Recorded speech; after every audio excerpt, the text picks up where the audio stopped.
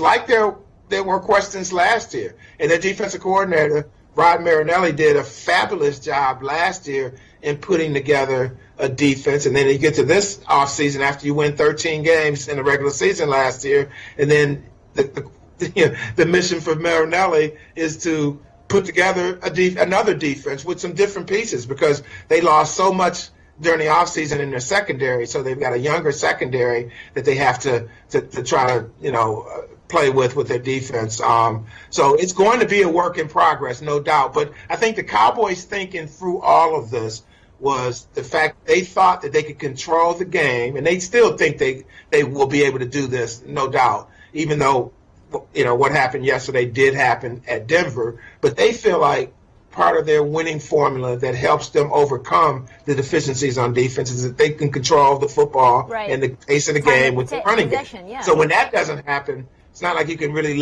rely on the defense to, to slam the door short. So they don't. So I think that's the problem with the Cowboys. They need that offense to click in order to take the pressure off the defense.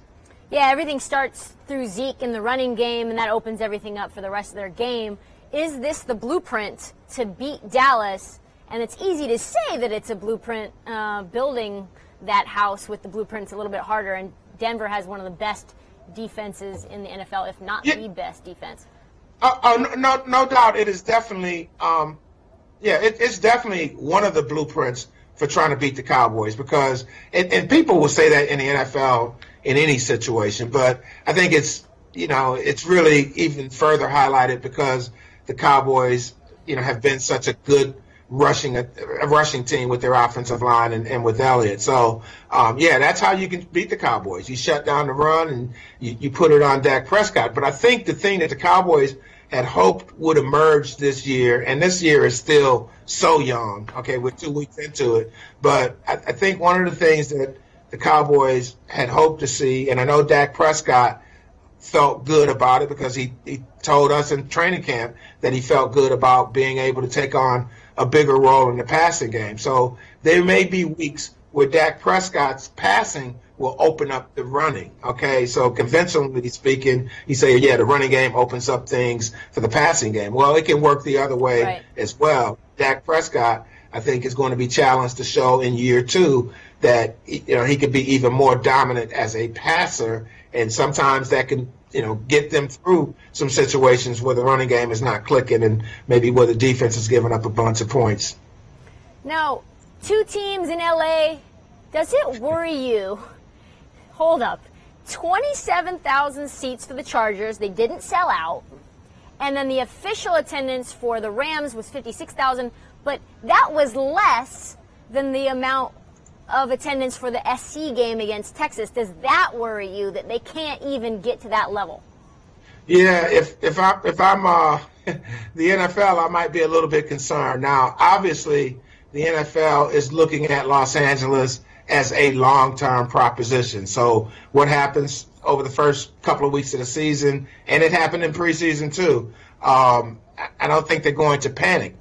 But it is interesting because when they went through the whole process of dealing with the LA market, that was a key question, was whether or not, hey, you're going to have one team there or 2 teams there. You could have put one team there and then maybe had another team move in a few years later. But the Chargers were pressed because of, what happened with them not being able to get a deal in San Diego, and they felt like they had to move now or maybe never, right? But, to see the crowd size in a smaller stadium for them, the LA Coliseum where the Rams were playing yesterday, it was maybe 2/3 full, if according to our columnist Josh Peter, who was at the game. So a lot of empty seats. And the thing about the LA market, from what everyone has told me who has been there for a while, is just that you have to be successful. You've got a lot of options in that market outside of sports, but just from a sporting standpoint, you talk about USC, you talk about the Lakers, the Dodgers are hot. A team has to be successful to really kind of stay on the radar in LA. And for these next 2 or 3 years before that new stadium gets completed, you're probably going to have some more days like this. Yeah, I lived in LA, JD, and you've got the sunshine, you've got all different kinds of sporting events. LA fans in general are fickle, but I want to move on to another person who seems quite fickle. Aaron Rodgers and his motivation level, they did not look good. The question is, did it surprise you how that team played? You know what? You hate to make excuses for teams because every team deals with adversities and injuries. But you look at the Packers last night. I mean, I was actually impressed with them in that they still tried to stay in the game. They fought to the finish. Okay, so you can't give them a moral victory. They don't get that. But they played without both of their starting offensive tackles, right? They lose Jordy Nelson, the biggest receiving threat during the game with a quad injury. And I don't know what the update is on him, but we'll find out moving forward this week because that would be a huge loss for them if it's a long-term thing. But it didn't look like it was going to be a long-term thing from the fact that, he was still on the sideline. But then they also lost Mike Daniels, who just a week earlier, Trista, he was a beast against the Seattle Seahawks. I mean, he's their best defensive line.